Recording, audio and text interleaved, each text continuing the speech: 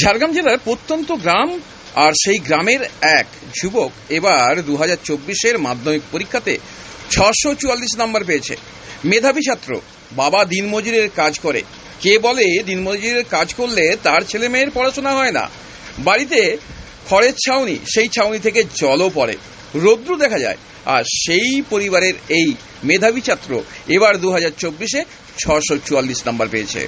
নিজের পরিশ্রমে এতটা পড়াশোনা করেছি সবসময় টিউশনের পড়তে দিতে পারিনি, তো কোনো মাসে দিতে পারতো না। ওই 5 থেকে 6 ঘন্টা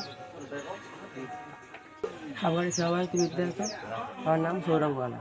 কত পেয়েছো? 644। খুব পরিশ্রম করতে যা হতো, নিজেই পড়াশোনা করতে হতো, সেলফ স্টাডি বেশি করতাম। স্কুলে সব শিক্ষিকারা হেল্প করতো। হেল্প পেয়েছো সহপাঠীদের কাছ থেকে? হ্যাঁ, সহপাঠীদের কাছ থেকে সাহায্য পেয়েছি। ওকে, হ্যাঁ, নোটস বই শিক্ষক সুপ্রকাশ স্যার।